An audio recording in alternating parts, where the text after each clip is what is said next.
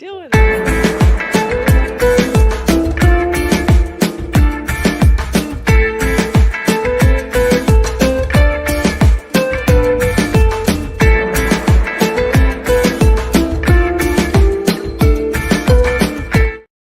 Hey everyone, welcome to Sideline Banter, brought to you by Women of Fantasy Football. I am Sam Holt, and Derek Tate is on vacation this week, so I'm very grateful to have my good friend Laquan Jones joining me as my guest. LQ, I gotta get through your whole intro before people know exactly who you are. So give me the 5 or 10 minutes I need to read through this entire list of the amazing things that you do. 5 to 10 minutes is crazy. I can go longer. There's so many things that you do. I have to give it all of the due credit because you're a hardworking man, and I want to give you your dues. You are an editorial and researcher for Good Morning Football with now ESPN, fantasy analyst and video content manager at FTN. You can find him on SiriusXM Fantasy with FTN Fantasy Show, and you host the Rams podcast with the Sick Podcast. I mean, I think you must have. I honestly think you do more because you probably just ran into a character limit on X. I did. Yes, I love that I called that. I also have a wrestling podcast called The Wrestling Streets that you can find on the YouTube channels and Instagram as well. The @ on TikTok is The Wrestling Streets. But yes, that is another thing I couldn't fit in the bio, but there'll be more. You're just such an overachiever. This is why we're friends. This is why we get along. Well, guys, we're going to be talking about several things, including, of course, talking about the Rams, because I can't have LQ on and not talk about the Rams. But we're going to be getting into ADP tiers, and specifically, we're going to talk running backs this week. But if you have other questions, please throw them in the chat. We are live, so we will make sure we get to those as quickly as possible. But first, I want to talk about news right off the bat. We got this Brendan Sorsby news right off the bat, including they will not be doing a supplemental draft for him. So sorry. We've got off the field issues. We got other things. And now you're going to add yourself to the stacked draft class for 2027. How do you feel like this news hits for him? I think for myself, when I saw this, I was like, I hope he stays active this season, joins the UFL, CFL, just gets himself somewhere so he doesn't get lost in the fray, because this is already such a stacked class. And I think for myself, off-season, like off-the-field issues are a huge thing, and you at least want to show that you can still ball and people don't forget about you. Absolutely. I mean, when you first hear the news, it's like, that's funny. The NFL said, oh, you're not going to use me as your get out of jail free card. So they kind of just like, oh, bet, watch this. Nope, you ain't coming because there's no draft. And again, it's up to the NFL to actually, hold the draft, not hold the draft. But like his attorney, his, team trying to get him into the supplemental draft, it was kind of like, all right, screw the NCAA, I'm a gambler. And he took zero accountability, from what the NFL has basically said in their very long letter that they sent him, of basically denying him having, eligibility to even go into this year's draft. So it's like 2027 is the goal. And I think, honestly, like you said, he needs to train. He needs to get somewhere to stay active. And I would say, like, Canada would be the move, or the UFL, like you said. But, like, at the end of the day, it's like, there's a stacked class next year. So, like, who knows where he sits in the rankings, how teams feel about him. I know teams actually did want him, though. Like, when the supplemental draft was actually, like, a thing and thought that it was happening, like, there was teams definitely interested. So it's one of those things now that it's like, well, you got a gambling problem. You took zero accountability. What's the next step? This is probably not the last time we're going to hear about this. Oh, no. We've got plenty of off-season, and we've got plenty of moments where I'm sure teams are going to look as quarterback hungry as we know they are going into this season. And he's going to be a talk of a lot of situations where it's like, well, he's out there, but they can't do anything about it. His name's going to climb up and down the draft boards because of those off-the-field issues with the gambling. And looking at a way too early mock on fantasylife.com, he's also still projected to go in the first round, but this could change any day. I mean, right now they haven't projected it going 12th in the first round to the Vikings, who are currently dealing with a question as, is it going to be Kyler Murray? Likely going to start over J.J. McCarthy. But if Murray's not the answer, then the Vikings are absolutely in the conversation for a quarterback. There's so many teams that are in the conversation for quarterback right now. His name's not going to go away. But I am curious in terms of this feedback essentially that we got from the NFL, and like, no, we're not going to be, to use your words, your get out of jail free card moment here. We saw, and this is very different, but I kind of want to bring it up. Shedeur Sanders kind of had a lot of discussions about his draft process, rubbing teams the wrong way, and he fell in drafts as a result of his attitude from a lot of reports, and that was a big reason. Do they know what his do they know what his dad's about? Like, do they know who his dad is? I mean, that was the question. Do you know who my dad is? Why do I have to sit in this meeting?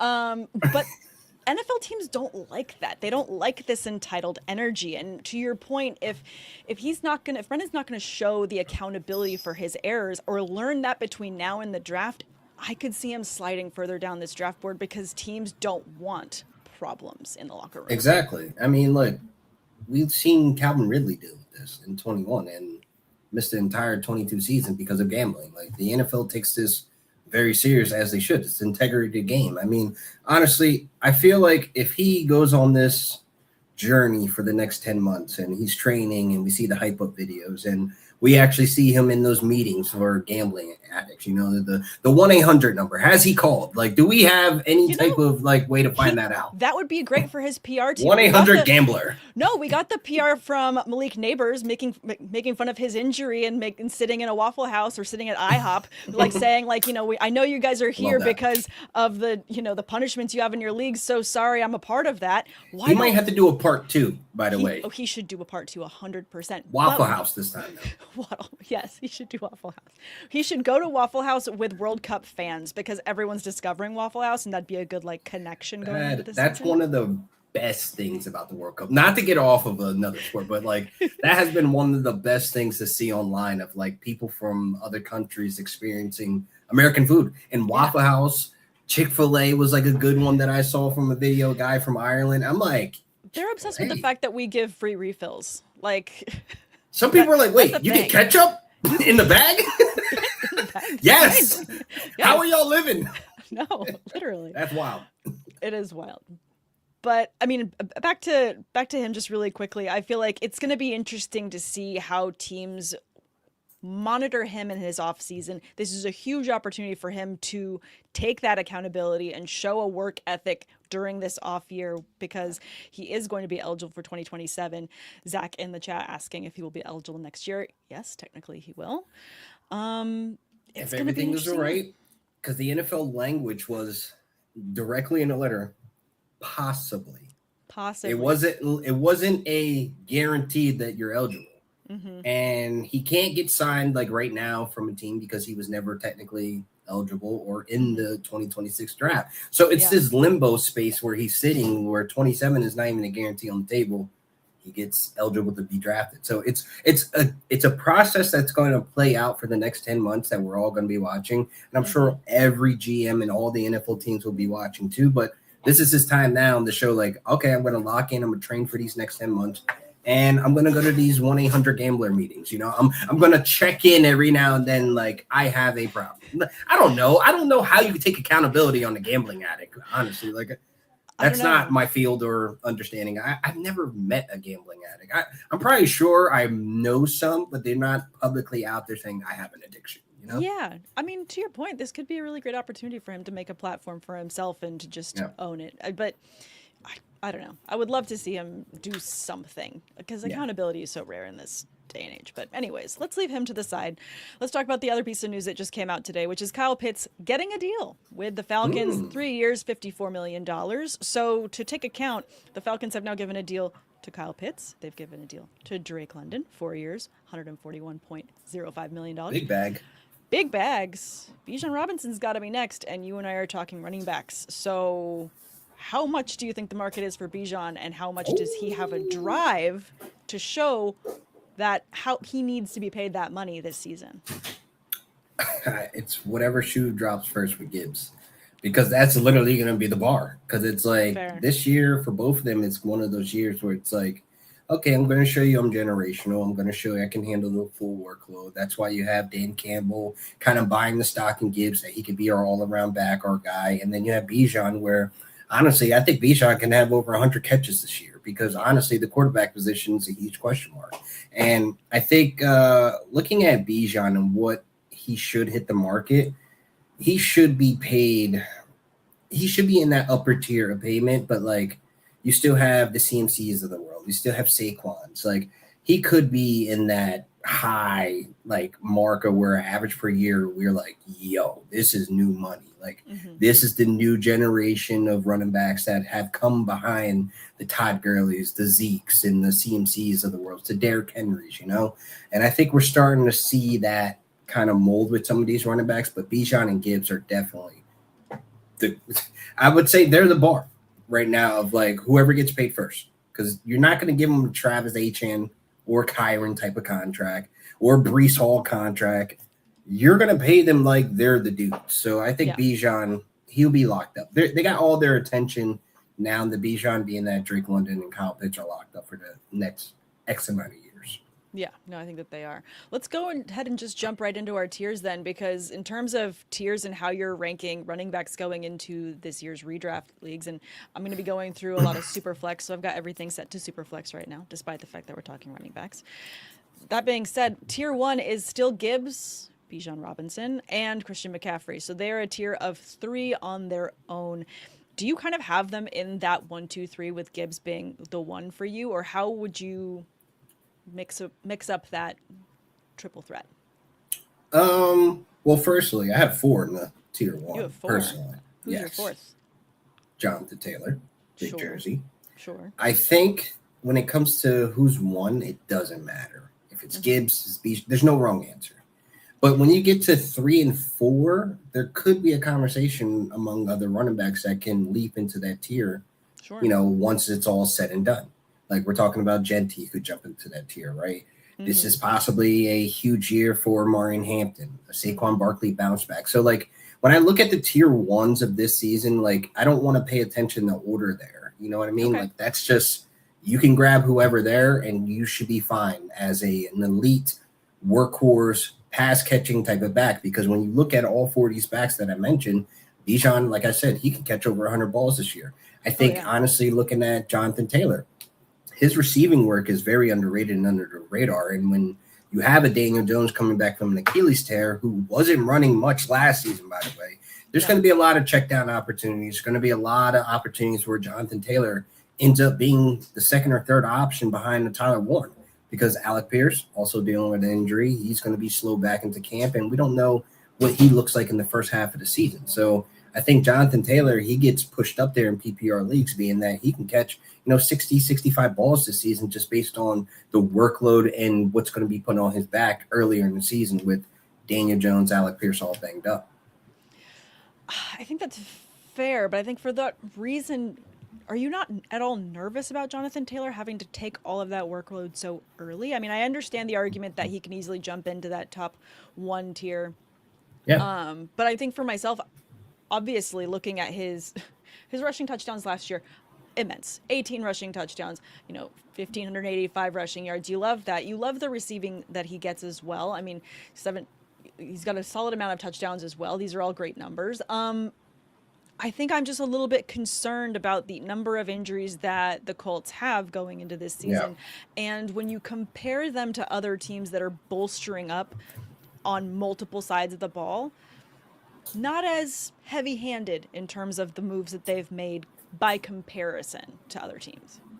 No, that's look, I have no pushback on that, because JT himself has a lot of injuries, that he piled up. Sure. But I would say it's an important year for JT. It's a contract year.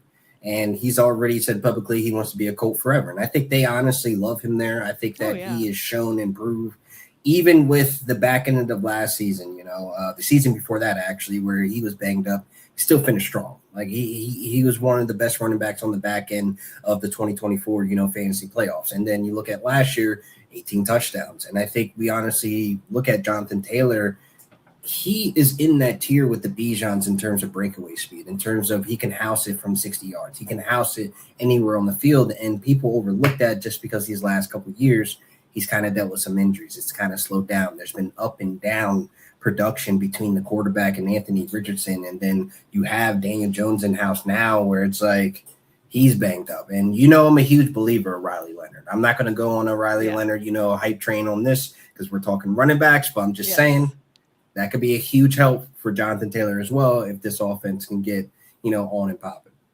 Absolutely. And I mean, I don't want to say that they haven't done nothing. There's a lot that I love about Carly Ursay and how she's been managing the team, having been very public and very transparent about the She got swag.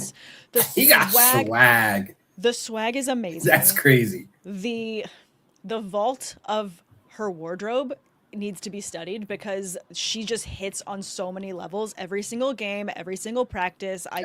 There's a lot I love about her. So when I'm being critical of the Colts, I don't want to say that in a way that's like not obviously giving all the homage that this team has been doing on the other side.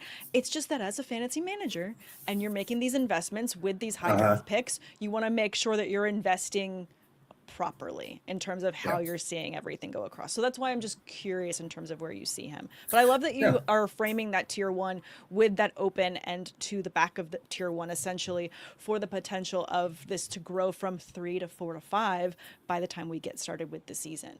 I think it makes a lot of sense for that. No, absolutely.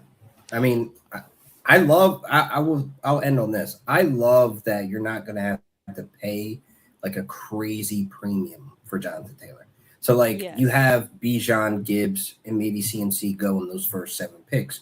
Mm-hmm. As in the back end, if you're sitting probably at let's say the 109, JT might fall there to you, and you still get an elite workhorse running back with no competition behind him. So, I think if that's your strategy to go running back in the first round, then cool. You're not paying, top tier premium. You might even fall to the back end of the first round and maybe be on the turn. I've seen James Cook fall there, Saquon Barkley, Derrick Henry. He falls in that bag of guys that end up falling on that turn where it's like, oh, of course, no brainer. Thank you. See, I think it's just helpful for me knowing that I'm going to be drafting with you for Scott Fishbowl Live in LA, where you're going to be taking your first running back. And I mean, not to be selfish, because I feel like we're friends and I love having you on a show that I'm doing, but who are you taking when I'm not telling you. Why would I tell you? Absolutely not. You guys let me get Puka Nacua and Jamar Chase last year. So I plan on keeping somewhat of the same formula of dominating this league. So that's as much as I'm giving you right now. Remind me, did you win? Next question. Okay, next question. Let's go to tier 2. Guys, if you're tuning in live, thank you so much for tuning in to me and my good friend Laquan Jones, who does everything. If you missed my 10-minute intro, he does everything. Check out his bio on X so you can make sure you 10 seconds. Don't miss any of the good content he's creating. We're talking running back tiers. If you have questions, please throw them in the chat. Let's jump to tier 2, which has that. You already mentioned James Cook. You've talked about Saquon Barkley. This could be a bounce back year for him. I think players like Ashton Genty and Devon Achane are really interesting to me in this second tier of running back. Because one, we know that Achane is the offense for the Miami Dolphins. He is the workhorse. If you're going to have any Miami Dolphins on your team, it's going to be him and probably nobody else. Just from a quick lens and perspective on how you're building your teams. But Genty's really interesting this year just because of the moves that the Raiders have made to create a path for success for him.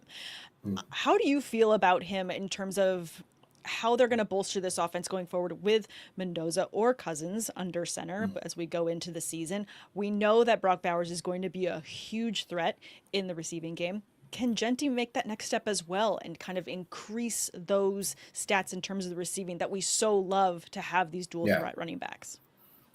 You hope. I think the moves they made this offseason, honestly, getting Tyler Linderbaum as the center, that was a huge need last year because Genty was getting nothing. If you look at his stuff rate, how many times he was hit behind the line of scrimmage or at the line of scrimmage, there wasn't really any breathing room. His yards before contact in a lot of games, if you look at the game logs, are in the negatives. It's insane. So I think, that addition, them drafting an offensive lineman, you're just hoping that this O-line is 10 times better than what it was last year. And when you look at Geno Smith last year, he wasn't even that bad in terms of where you're looking at, his completion percentage was pretty good. The touchdowns weren't up there because the O-line was crap. So it's the problem was the O-line. And I don't know if they're completely out of the woods with the O-line to where I think that we're going to be leaning on him being a receiving back. We're going to be leaning on those targets, being that they don't have that many, pass catchers that are threatening. I know Jalen Naylor's there. We all love Jack Beck. We all love Trey Tucker for what he is. And then there's Deontay Thornton that, hasn't really come, as a household name yet. So there's a lot of guys that were just like, they're guys, but then you look at Brock Bowers, if he goes down, then what? Like we're back to square one. If it's Mendoza, if it's Kirk Cousins. And it's like, I'm just a little hesitant in how many shares I will have a Gentry. I'm not putting him up and reaching and saying, oh, yeah, this is the year he's going to be, a top 3 back. I mean, the possibility is obviously there with Clint Kubiak on the sticks, but we're still looking at the red flags that we were looking at last offseason. And this is where people were making a mistake and drafting him in the first 5 picks because generational talent, because of college highlight tapes. You know how I feel about that. Yeah. I mean, here's the thing. Fantasy managers, we love a shiny new toy whenever we see one. And a shiny new running back, we could not be more excited and frothing at the mouth for. We get it. I mean, even given the situation they had last year, you kind of have to love the numbers in terms of the receiving game that Gentry had. I mean, 7th in terms of receiving, in receptions last year. In terms of receiving yards, he's 10th. In terms of receiving touchdowns, and a lot of that was on the back end, the middle of the back end of the season. So it's like that was kind of like they were force feeding him because they had to. Because they had to. I mean, and obviously, when you look at receiving running backs, Christian McCaffrey is the king of this category. But considering how poor the play was for the Raiders as a big chunk of the season, to your point, it's like that. If this is the bottom, we got to be ascending, right? He has to be ascending going into this next season. Ascending. Yes, ascending. We're hoping. That's why, like, I can't give a hard, like, in stone take, and it's only middle of June. Like, I need to see. This is what the people want. They want to know where you're planting your flag. I'm not drafting today, unless it's best ball. I'm not drafting today, which is, thank God, because like at the end of the day, like I need to see how training camp goes. I need to see what the beat writers are saying. I need to see what the fantasy streets are saying. I need to see what the coaching staff is saying. I need to see what Gentry's saying himself. Does he feel like this is an offensive line that's going to actually block? Like I know he's a home run hitter. I know he can participate in the passing game. These are all great things, but where are the touchdowns? Yeah. Where are the touchdown opportunities? I think that you kind of said it earlier with the addition of a player like Linderbaum to this. It's only one guy. Line. It's one guy, but he's a big guy. I remember when he got drafted by the Ravens, and I was livid as a Steelers fan because I was like, he is an incredible talent at the position. When you get players like that I think can help bring harmony to a line, he's going to do a lot of that for this Raiders offense. And I think there should be a lot of hype behind it. There is definitely a lot of hype and a good positive vibe that I'm feeling from Raiders camp, at least as of right now. There's a lot of positive energy. They've obviously gone out and made a lot of moves. They've made a lot of additions to this team in a way that I think should not only give Raiders fans something to be excited about because it's off season. Raiders fans are always excited, but it should give fantasy managers something to be excited about as well. Absolutely. I agree. Yeah. All right. Let's talk about a few more running backs because they're the fun ones to talk about. We talk about Gentry. How do you feel like this is a bounce back year for Barkley? Because the year that they went and won the Super Bowl, he obviously had an astronomical season, was hurdling players backwards, forwards, every single way. He was absolutely insane. And then last year was a little bit of a disappointment. I mean, in terms of what the potential we had from him the year before. So it's a lot of football. Lots of changes with the Eagles. Obviously, A.J. Brown no longer being there. They've got Mekhi Lemon. They went and sniped him from my Steelers, which was a lovely, fun moment. But I'm sure you love that. Oh, it was fantastic. It was more so reason to be a Rams fan, but we'll say that. I don't cry very often, but I remember the last time I cried. It was draft night. Anyways, though, talking about Barkley in terms of where you could see him, I'm curious to see as people start posting their draft boards as we get into draft season, where he's going in drafts, because there's going to be, I feel like some people that are buyer beware. And then I could also see him coming back with a little bit of a spike. So I'm curious to see where you would put him in terms of this second tier running back. I would say this will probably be the cheapest you'll be able to get Saquon Barkley. Interesting. Because like he's living in the second round. Yes. Right. And I think that last year was a lot on the plate, but this year there's a new offensive coordinator, Sean Mannion. And we already know that he's going to install an offense that's similar to a Sean McVay, being that he was his backup quarterback and you spent time with him. Right. So it's like you already have Saquon Barkley saying in public, like, Hey, I called Todd Gurley to kind of ask him, like, how is it playing in the Sean McVay type of offense? And when you hear things like that, I'm like, huh, Light bulb okay. Light moment. bulb, ding. And then we know Yes. Saquon is phenomenal in the passing game. Like, if you go back to the Yes. Giants days, like, this is what I'm talking about in the bounce back era where it's like, okay, you lose A.J. Brown. A lot of those targets were, like, put on the table for him.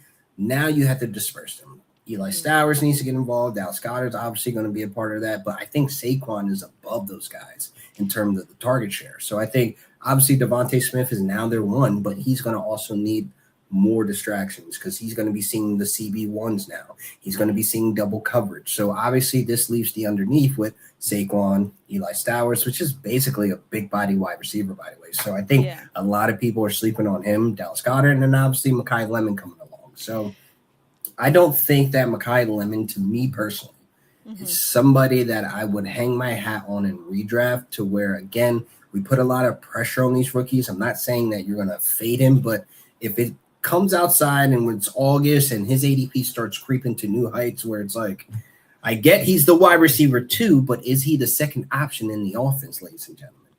Probably not. Probably not. I love that you're saying it in this way because this has kind of been my feeling as well about Mekhi Lemon. And those that have been saying that with A.J. Brown, as soon as he vacated, we have this immediate wide receiver 2 talent. He's going to be getting all these targets. I heavily disagree because in terms of the way of his style of play being kind of similar to Devonta Smith in a lot of different ways, they need variety and versatility, and feeding a good chunk of those targets vacated by A.J. Brown to Saquon Barkley makes so much more sense to me to bring more balance to this offense and to start feeding him in a way that's going to get this offense moving forward. In terms of when Barkley's out there and available, his ability to juke, run, again, jump over players, his ability to get separation with the ball after the catch is insane. So to not use him in that way doesn't make sense to me. So I think it's not just, again, it's not putting too much on Lemon. He's a rookie.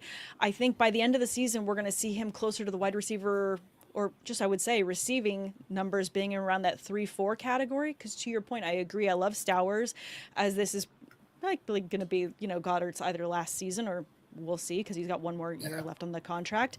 We need to see some more versatility brought into the tight end position. And obviously Smith is still going to eat too. So I feel like by the end of this, we're going to be seeing a lot higher number receptions for Barkley, which is also why for me, I'm not fading him, and I'm really curious to see where he goes in drafts because he might be someone that I'm actually targeting this year.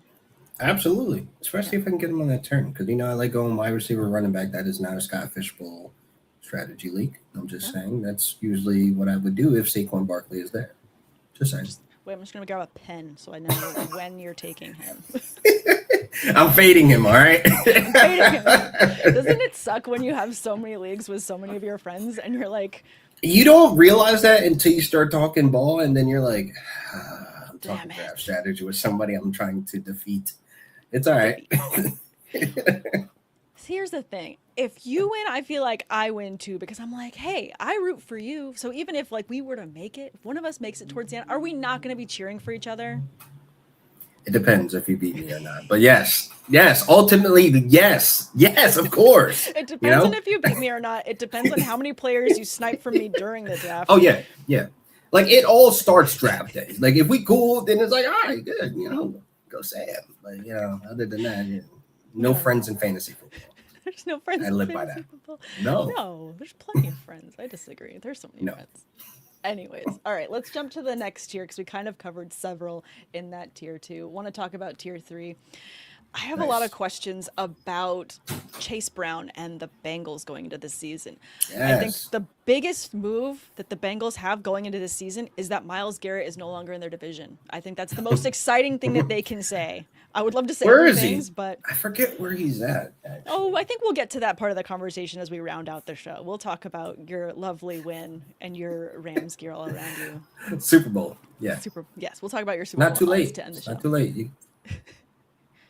I got a team. I got work to do. I got a DIY project. You weren't even born when they were winning. Like, you didn't. We'll leave it. It's fine. Anyways, I want to talk about Chase Brown in terms of where you're looking at him, because when I'm looking at the tier 3 running backs, not just him sitting at around that ADP of the 25th off the board, but I'm comparing him to someone like, talk about shiny new toys. You've got someone like, Love there in that tier 3. Yep. And I'm curious at how you value someone like Jeremiah Love against Chase Brown, and even O'Marion Hampton, who obviously had an injury to begin the season last year and then kind of rounded it out. How you look at these younger talents compared to Chase Brown, who's only been a couple of years in the league, still relatively young, but has an incredible volume when the offense is cooking. I would say this: as long as Joe Burrow's healthy, you have an RB1 in Chase Brown. And I think he's one of those more underrated running backs that, in drafts, he gets constantly disrespected, like how people look at Kyron or Breece Hall, where they kind of just fall a little bit later. And you're like, really? I've made 2 picks and this guy's available? And I snatch him up every time because I feel like this offense is going to be built around Chase Brown, T. Higgins, and then who else? Chase Brown. Because when you look at the target share, he's up there among some running backs where it's like, this dude's getting that type of volume. This dude's doing what? He's getting all the touchdown opportunities in the red zone, goal line. Like, he's their guy. And I think that, when we saw them go after Khalil Herbert, they made that trade. That was kind of like, When they signed Zach Moss, it's kind of like, why did they do that? Because this guy is really, really good. Like, this dude can ball. So I think last year, there's a bad taste in a lot of fantasy managers' mouths because Joe Burrow was injured. And when you have Jake Browning out there running an offense, what do you expect? And even in interviews with Chase Brown, it's kind of like, do you see what I'm working with? Like, I'm running into a brick wall for a reason because I'm running against stacked boxes. Yeah. But as soon as Joe Burrow comes back, you got to respect the slinger. So it's like, come on now.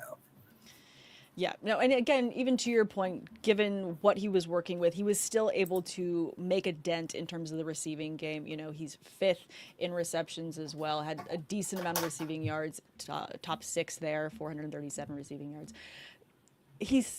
What's interesting is when you have this post-mortem on last year's season and you're going into the next season, and when you look back and you think, why was I so down on this team? Because you have a bad taste in your mouth.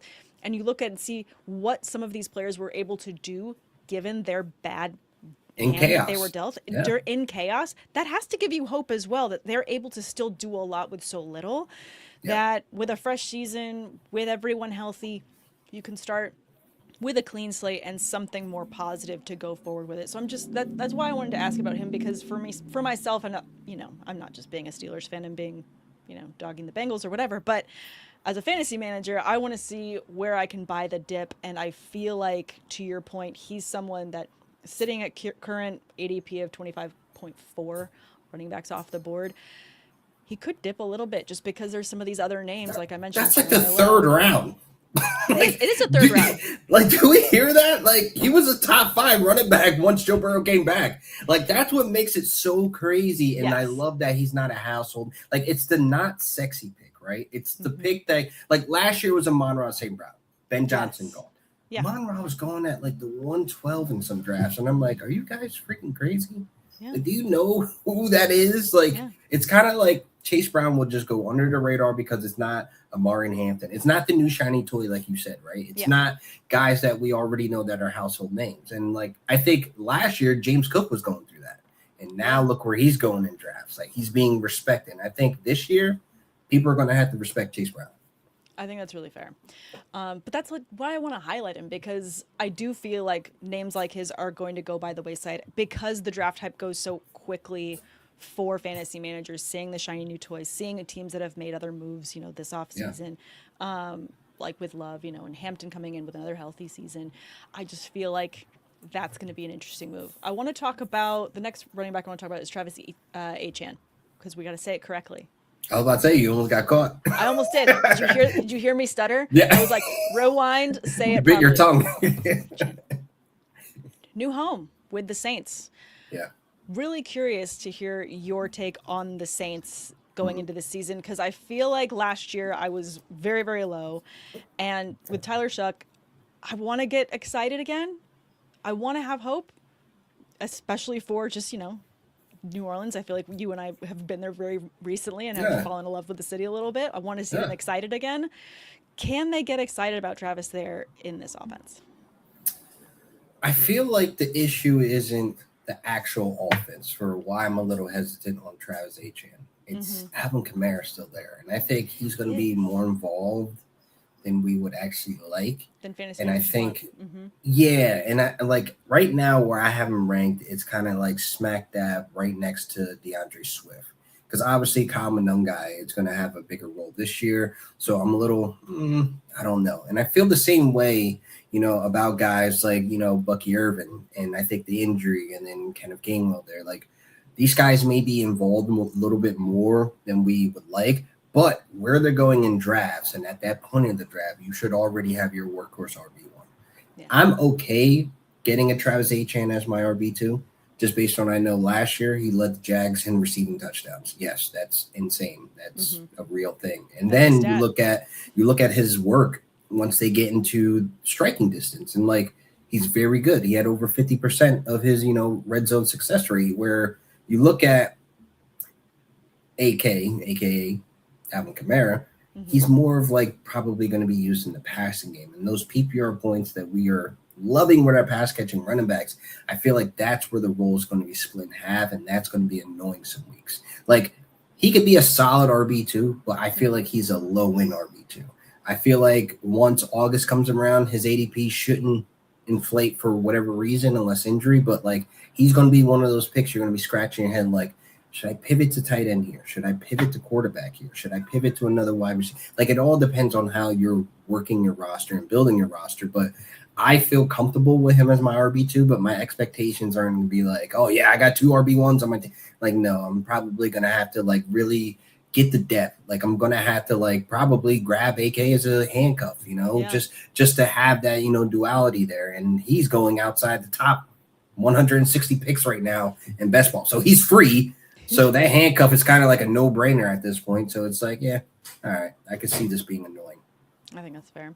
Actually, speaking of handcuffs, we do have a question in the chat. Who do you think are the best handcuff running backs this year? Would you say Kamara is quickly added to that list in terms of best handcuffs? Because I also personally think that Tyler Algier is a good candidate for a solid handcuff, just because Jeremiah Love, again, we just saw a season where, Genty wasn't 100% healthy all last year. Hampton wasn't 100% healthy all last year, being rookies going into the league. I think there's a lot put on these rookies, so there's a big argument to me for Tyler Algier to be a handcuff if you're going after Love. So the best handcuff, to me, honestly, needs to have standalone value. And I think I want to avoid the Cardinals. Kelly, I love you, but the Cardinals are going to be bad this year. She's livid. I'm going to talk to They're going to be bad. And Tyler Algier is sharing a room with James Conner, Trey Benson coming back from injury, and now Jeremiah Love. This is chaos. Messy. It's messy. So I wouldn't put him as the best. Okay. I would honestly put, like, my top 3 best handcuffs. Kenneth Gainwell goes to the very, very top. Now, you saw what he did for your Steelers last year. You saw him kind of make Jaylen Warren look expendable. So it was one of those things where, like, Kenneth Gainwell can really ball. And Kenneth Gainwell, he brings that, PPR upside in terms of him contributing in the passing game. Secondly, I think Blake Corum goes on that list, obviously being that it's the Rams offense, but I wouldn't be drafting Blake Corum as a standalone. Like right now I'm seeing takes, I'm seeing ADPs where he's having standalone value to where he can be slapped into your flex. I 100% disagree. Do not do that. Do not do that. But he goes up there as my top 3 best, handcuff, because if Kyron goes down, my God, Blake Corum is going to feast, and it's going to be the most beautiful thing you've ever watched. Is there a little asterisk because of how many logos of the Rams you have behind you with that take? Just a little bit of bias? No bias. I would tell you this. In terms of Rams content creators, I'm the most honest. I don't build narrative. I don't follow none of that crap. I was telling people in the fantasy streets, do not draft Cam Akers. What happened? Cam Akers is no longer a Ram. I told people in 2020, that 2019 5-game streak of Tyler Higbee. Do not draft a Rams tight end. I'm telling you this in 2026. Do not draft a Rams tight end. It's not ever going to be the function of fantasy relevance. I'm telling you now, do not draft Blake Corum as a standalone running back that you think you could slap in your start. Like, this isn't Nick Chubb and freaking Kareem Hunt in Cleveland. Like, no, that's not that. Fair. Very fair. Just saying, don't let me get in my bag. We number 3 handcuff. Let's move it along. Move it along, yes. Now, I think honestly, this is where it gets messy. Because is it a handcuff or is he the starter? Like Jordan Mason, I feel like last year he should have had full reins of that backfield, but he didn't. But Aaron Jones is returning back now. So it's like, is Jordan Mason technically a standalone value, or is he actually a handcuff because he didn't eat when Aaron Jones was healthy? Yeah. You see what I'm saying? No. So I don't know what it is this year, but I think he's on that list as like one of the top handcuffs because he has starting ability. He's shown himself years with the 49ers that he could pick the ball up and run with it. And I feel like, when Christian McCaffrey went down, we were starting Jordan Mason without hesitation. Oh, yeah. There was zero hesitation. You were excited that you even managed to grab him off the waiver wires when you did because, I mean, in terms I drafted him. Okay. I drafted him. Okay. Enjoy your little flex. Enjoy. But that's an offense where as soon as one running back goes down, the plays are calling. They're being called up, and it's the next man up, and you have to be ready and available. In terms of how you see him going into, with this new Vikings offense and how as things change over with Kyler Murray, who should be, in theory, running the ball a little bit more. Yeah. It's going to be really interesting to see how things shake out. I wouldn't be shocked if to start the season we get a little bit more Aaron Jones, and to finish it off you get a little bit more Jordan Mason, kind of seeing how that spreads out depending on how the Vikings are faring going through the season. Because if they start losing, it's going to be interesting to see who takes those veteran, I got a little tweak, I'm not going to be playing today, Aaron Jones moment. That's and real. And it's a thing. It's real. Yeah. When I wake up in the morning on Saturdays, I am exhausted and my knees pop. So I can only imagine how Aaron Jones feels. He's done a lot over the years. But I could see a situation where we get a lot more Jordan Mason to finish the year out, and therefore bringing up his floor for you as a fantasy manager. Yeah. Let's see. I want to get a couple more of these from the chat. This one from Corey. Which players this season do you think are overhyped that will not meet their expectations so I do not fall into a trap? Let's take that question and make it specific to running backs. So I was about to say, I got a few. I know. There's a lot of players that I think there's a lot. Actually, a player that we haven't talked about yet that I think kind of could go on this list would be Cam Scatterbo. Ooh, that's a good one. So, I don't think he's a trap, though. I don't think he's a trap. I don't know that he's fully healthy. He's practicing, and I'm concerned. We saw him licking a glass wall at the Super Bowl, so I have a lot of concerns about Scatterbo for several reasons. I think that's more of like an injury concern rather than a trap. Like, because I feel like if he's healthy, he's getting fed. No, like, they've kind of made that up. He's running with his head first, so we know exactly how he's going to be playing. Yeah.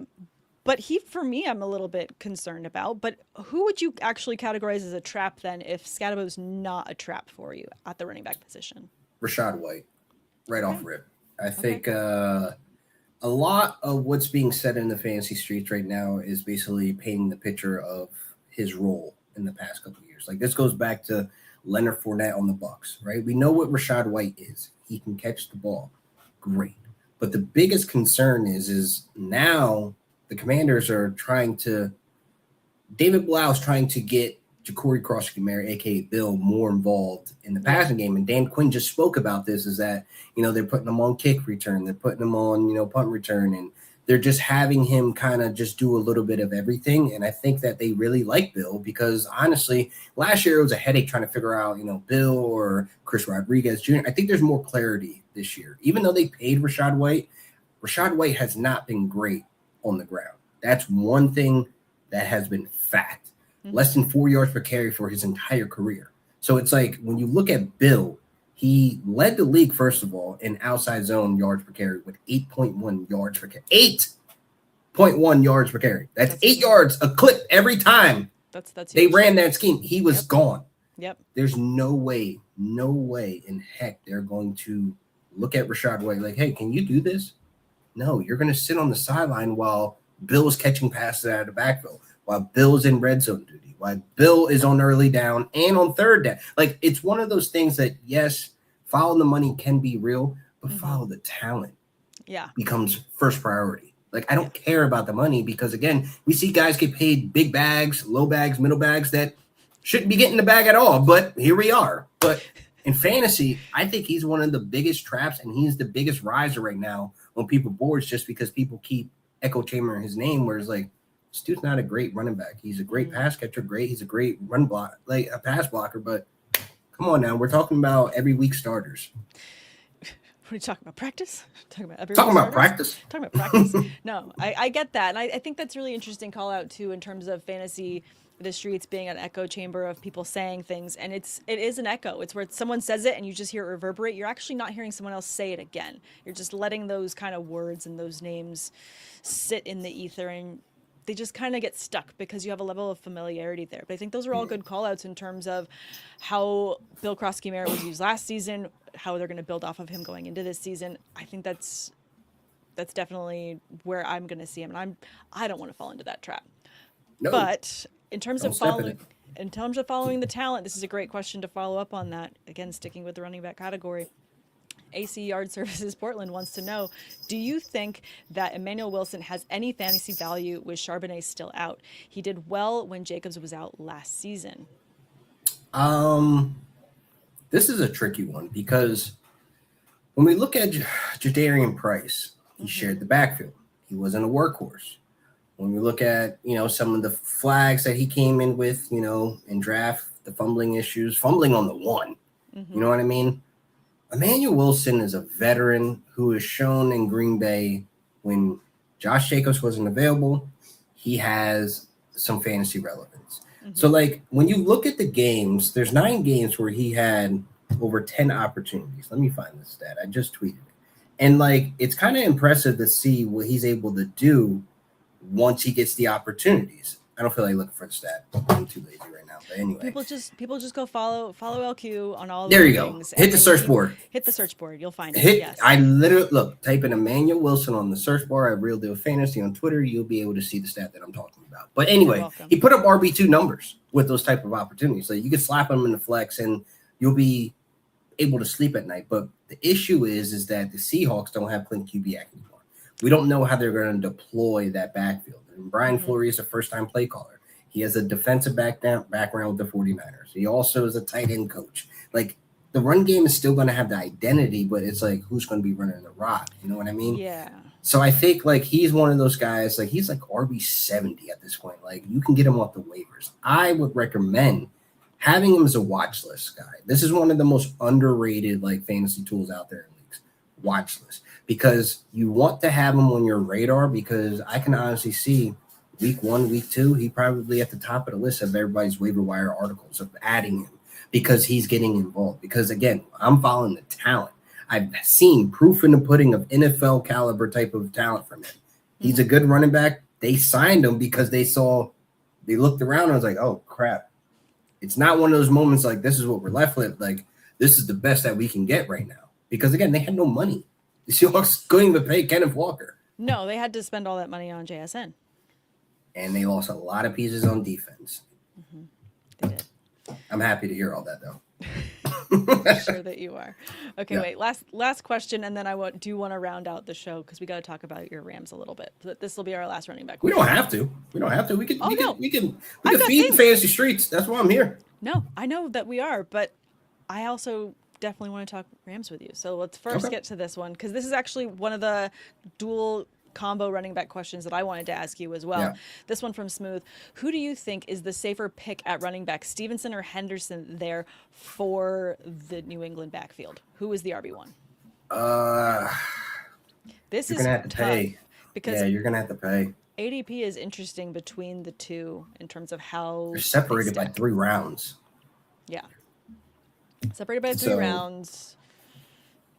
So do you want to pay up and grab Henderson, or are you okay with waiting and taking Stevenson for some veteran carries? Here's my problem with Henderson. Okay. I'm not fading him because of talent, fading him because of situation. And I feel like when you're paying the premium, like as high as the 4th round, he's essentially either going to be your RB1 or RB2. Again, it depends on how you're building your roster.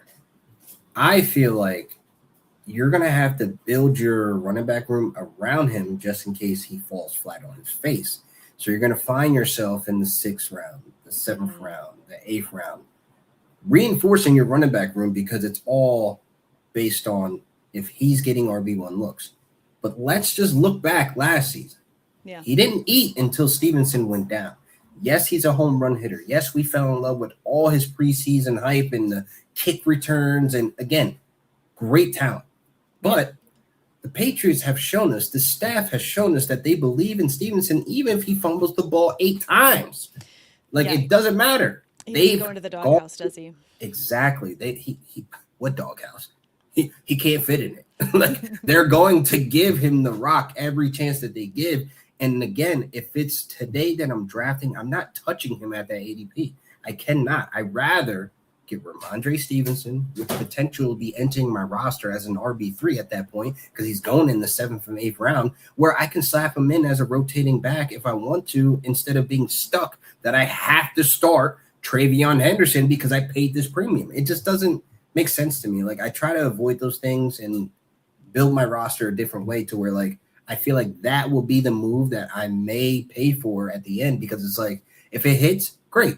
You're a genius. Scared money don't make money. I respect that. Mm-hmm. Take your shots, take your chances. But on the other side of that coin, it could be very wicked. It could be dark. It could be a bad season for you. And then now you're sitting in last place and you got to go eat 100 pancakes at IHOP or something. I don't know. God, that would be so painful. I think when I look at the two of them and their backfield and how they can end up splitting, how the workload is going to go, to your point, they're ones that I will watch in a draft to see where they go. And I don't want to overpay for either. Let me ask you this. Yeah. The average fantasy manager needs to ask themselves, if I'm paying 4th round price, what running back in the 4th round is splitting carries at that high of a rate? Mm-hmm. None. I just can't see myself pulling that trigger. No, exactly. And I mean, as you're building your roster, you obviously want to have the highest floor at every position to begin with. Your ones all need to be high performers. But I think that people can sometimes get stuck with their starting lineup, if you will, and not look at the entire roster. Because, I mean, I feel like it tends to be a bit of a best ball mentality, but I kind of like to apply that to redraft as well, because I want to feel confident in my entire roster going into the season. I want to make sure that if so-and-so goes down, I feel confident with pulling someone from my bench or, making some pivots on the flex position. I don't want to be struggling to find talent on my team. And I think that's why people need to make sure that when you're looking at split backfields or workloads that could be a mix, you've got the combo of Henderson and Stevenson with New England. You've also got, Warren and Dowdle for the Steelers. How are they going to be splitting carries? What's that going to look like? That's interesting running back value late, because depending on how their offense shakes, there could be some interesting value for someone like Dowdle, who's currently sitting as their RB2. That's a backfield that I haven't ironed out yet, because I'm a little afraid of getting that one wrong. And I think, honestly, when you look at who's on the sticks, which is Mike McCarthy, he has said he didn't want Rico to leave Dallas. No. So it's for him to get Rico Dowdle, and then you look at Jaylen Warren, he's not, I'm not saying he doesn't like Jaylen Warren, but that's not my guy. That's not my guy. It's not my homie. And my homie that's coming in just put up 1,000 yards on 2 different teams, and he's hungry. He knows ball. He knows my scheme. It's one of those things where it's Jaylen Warren is a great running back. I just wish they didn't sign Rico Dowdle. For years, the fantasy streets have been screaming for Jaylen Warren to be this RB1, and we're being deprived of it once again. All right, Smooth is in the chat and just giving us so much love. So I'll throw this one, because another, backfield of interesting duos and dynamics wants to know real quick if we can address the running back room with the Broncos, with Harvey and Dobbins. And really quick, obviously we know that Harvey had, a surgery this offseason for a torn labrum in his shoulder. I think it's important that it's stated that's shoulder and not leg, because that could be way worse. But he was a full participant in practices with 7-on-7 drills, and Sean Payton has brushed off any concerns in true Sean Payton fashion that there should be any worries about Harvey with his progress as he is currently practicing. You know why? Why? Because Sean Payton's going to design plays to put him in space where he's not going to be touched. He's going to be in the end zone. Like, that's why I love about RJ He's Harvey. got space because no one's going to be around him. And any of the plays that I call for him, he's going to have space. Exactly. I think that backfield's interesting, though, because they have two separate roles. And if we know Sean Payton, we can't trust him. Like, I call him the new Fantasy Streets boogeyman. But he gave play calling to Davis Webb, which I find interesting because it's like, can we trust you, Mr. Webb? Are you going to be micromanaged by Sean Payton of how this running back rotation, is deployed week to week? Like, how is game planning week to week going to be? We know J.K. Dobbins is their RB1, but he is the 1A, and I think Harvey is the 1B. Now, Jonah Coleman, to me, I don't want to get into any of the redraft or, conversation because I'm not drafting. Because I feel like if you're drafting Jonah Coleman, you're expecting Harvey and Dobbins to go down. Yes. The offense is going to run. And the thing is, Sean Payton, like, at least with his rookies, it's like a slow burn. Like, they slowly get involved. Same thing that happened with Harvey. Mm-hmm. So I think, honestly, when you have the two backs in front of Coleman, I wouldn't entertain it for redraft. Watch list. There you go. But for the most part, though, Harvey has flex RB3 bad strapped to him. Regardless of what the ADP says right now, I think Dobbins will catch up. Because Dobbins recently just said, hey, no injuries this year. I'm going to be the top back in the league. And I think he can do that. Because if you go to FTN stats, right, you see that he's top 5 in explosive rate. You're like, JK? But no, he's not running off 60, 70 yards, but he's getting you chunk yards. And I think what keeps J.K. Dobbins employed is his ability in between the tackles, his vision, his efficiency. Just look at the yards per carry. Like, you're going to be getting first downs with J.K. Dobbins, and that's why his role is so important. So, to finish it out, I love you drafting R.J. Harvey at his ADP. I think that, obviously, like we spoke about, you want to get guys who can hit that ceiling. He can hit that ceiling. Yeah. I like J.K. Dobbins for the safety, the comfortability of, like, I know I don't have to pay RB2, RB1 price for him. He's coming to my roster. He has to, because he's a good football player. Yeah. He's also someone that I can imagine being in the draft room with friends and seeing some people slip on him and maybe think, obviously we've got some different injury history past and, questions with Harvey. Yeah. When you look at these mixed backfields, there can be potential for gaining value late as you watch some of them slip. Yeah. I mean, look at the hype that Travion Henderson had last year, as high as the 3rd round. Stevenson was in double digits. And to have the rosters to be able to have him as their RB3, 4, 5, whatever the case may be. Chef kiss, baby. Yeah. No, it's giving that vibe for sure. Yeah. All right. I want to finish this out because we are about at our hour and I want to be thoughtful with your time. You have 1,000 things to do. I want to be considerate of all of the things on your to-do list, LQ. Appreciate it. I do want to call this out, though, because after the Myles Garrett trade that they made with the Rams there, the Rams are now clear and undisputed favorites to win the Super Bowl. Their odds have increased immensely across multiple platforms. I mean, looking at BetMGM, they're at plus 500, on Underdog plus 426, on DraftKings plus 400 odds to win the Super Bowl. As the Rams fan that you are, and having seen what they can do when they say, fuck them picks and I want to go and win the Super Bowl now, this is giving that energy. It's reminding me of a time not so long ago when the Rams went and hoisted the trophy and Aaron Donald was a part of that mix, so we got to talk about him too. How excited are you for this move for LA, what this also means for your division, knowing that you're going to be facing twice a season the reigning Super Bowl champs? I was extremely excited when that notification hit the phone. I had to pull over and do a reaction. You were driving? I was driving. No. The liability. I was like, hold up. Oh, wait. No. Oh, no. I turned now. So that notification was like epic because I just couldn't believe it. Like, I knew Les was in the kitchen cooking, and like, to know that we have Myles Garrett now, and then with the Trent McDuffie thing, it's like, lock it up. I mean, like, start mapping out the LA Rams Super Bowl parade right now. And I think it's Super Bowl or bust, obviously, with these moves made. Yeah. But I want to say this, like, to me personally, it's not. I know we're going to have this glory for the next couple of years because the reigning MVP, John Matthew Stafford, ain't going nowhere. Like, I feel as though, naming. Yes, that's my guy. Like, if I can get a framed picture back here, I would. But, like, that's my guy. Yeah. And I think when you look at the roster from top to bottom, it's like, how can you not be so excited about this LA team? Like, at the end of the day, like, me being a fan, like, I was in the dark years, like the Mark Bulger.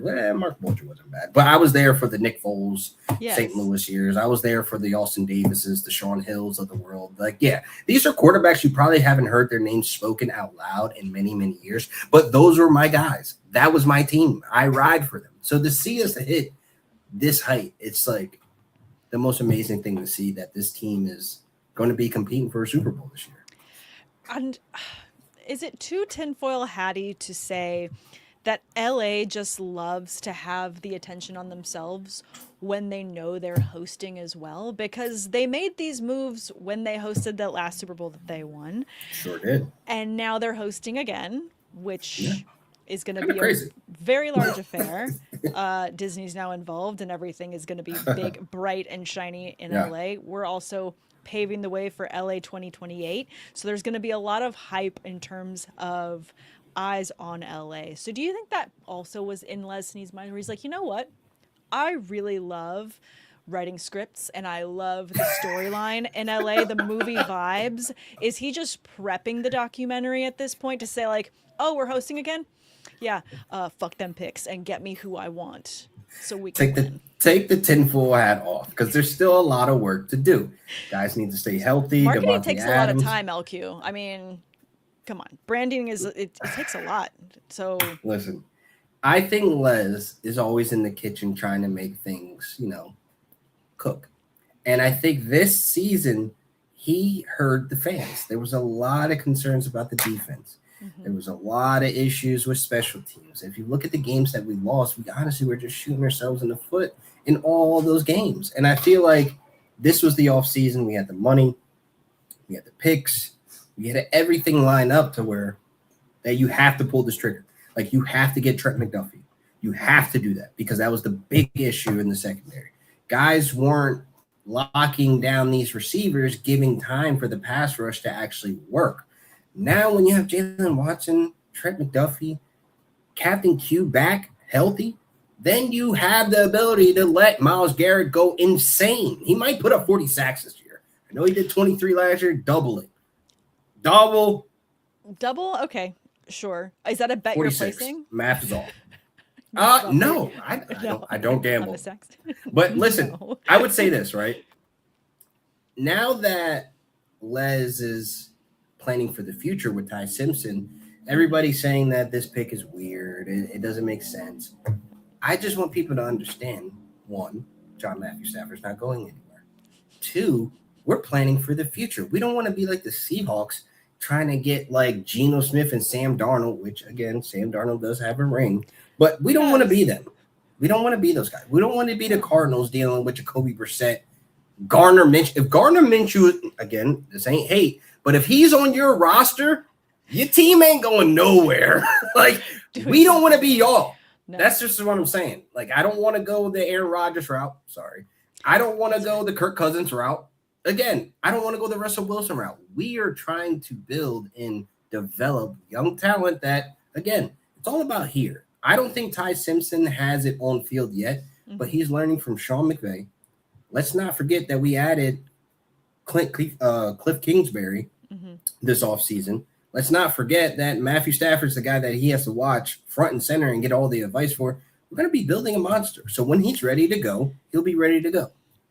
I think that looking at draft boards this year and seeing who could potentially get Ty Simpson, he was on a short list for me of ending up with a team that was going to have a quarterback whisperer. And McVay is a perfect coach for someone like him, where he doesn't, to your point, have to have that pressure to come out the gate swinging. This is not a team that needs him right away. They need him to learn. They need him to be a student of the game and all of the lovely cliches until they're actually ready to have him. Because the way that McVay has his offense set up, it is plug and play to win when you have those that can carry the ball and that can do the things that he needs them to do. So that's all he needs to do. When will the Rams be that high in the draft again? I don't plan on it. I plan on I mean, they don't have picks for it anyway, so it's going to be fine. Chill out. We got picks. But listen, I'm just saying, like, there's no other opportunity for us to be that high in the draft. So you take a quarterback this year to kind of see if, it plan works out. Yes. And then the argument as well was everyone was going to be quarterback hungry for 2027 draft. So remove that pressure off themselves is a huge move. So they don't even have to make that pick and they don't have to be a part of that frenzy. They can get any of the other immense talents that are going to be available to them that are essentially going to fall to them when you have all of these other teams scrambling at that position later. Yes. Like the Seahawks for years. Oh my gosh. What? Am I wrong? Am I wrong? Years. It's a little bit much. They just won a Super Bowl. Oh, I know it hurts, but you're gonna host a Super Bowl. Your Rams are. I just said multiple outlets have them as the favorite with so many odds in their favor. We were the favorites before we even drafted Ty Simpson. We were the favorites in March. Let's be honest. Am I wrong? After the pick, Super Bowl. It doesn't matter. They were at plus 800 before the Garrett trade. And now they're going to that plus 450, 400. They're going to that plus range. The books need to catch up because before the Ty Simpson, whatever. I don't know gambling language anyway. I'm sure after this, there's going to be those that are listening that are like, all right, we're not high enough. And that's going to swing to plus 200. They're just going to continue to climb the board as we go towards this season. 150. To where it's not even going to be a favorable bet if you were to bet on them. Where you're not going to be making any money. You're just going to be putting your money in to get it right back. So wait, negative 500, right? Is that how that works? Yes.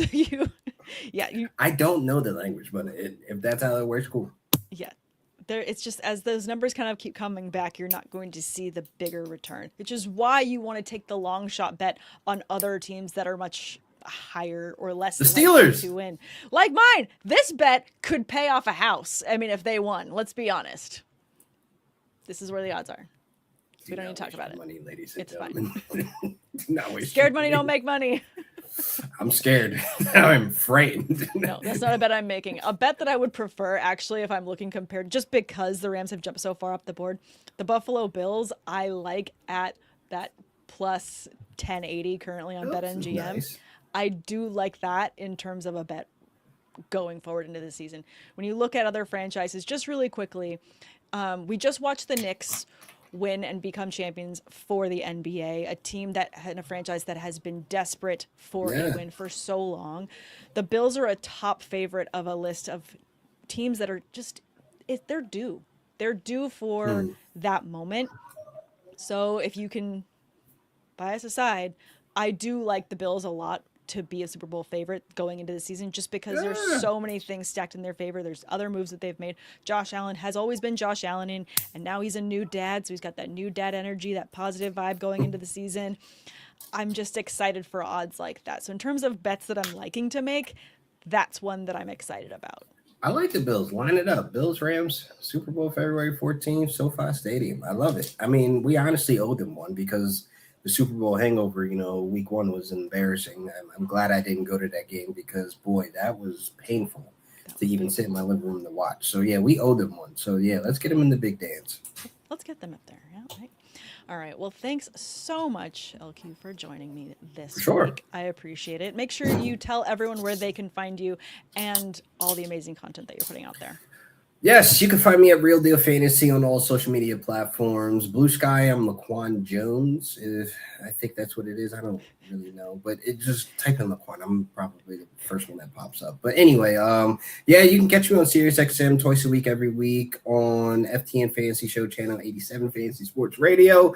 That's a lot to say. And that's about it right now. I mean, at the moment until the season actually kicks up, and then that list becomes longer and longer and longer. And hopefully you don't run out of characters to continue to explain it. 500 characters will probably do. This is what you're gonna have to do. You're gonna have to be like my intro and just put a link tree, and it's just gonna have all of the things that you do. It's like too long didn't read. Here's my intro. There's so much that I'm working on that's not even public right now. So yeah, that's definitely gonna have to be one of those things. Yeah, we'll hyperlink it. All right. Well, thanks everyone for tuning in. Make sure you tune in and subscribe for everything Women of Fantasy Football. We'll be back next week with Tate back from his vacation, talking more about tiers across quarterbacks next week. So make sure you tune in for that. Have a good one, and I will see you next week.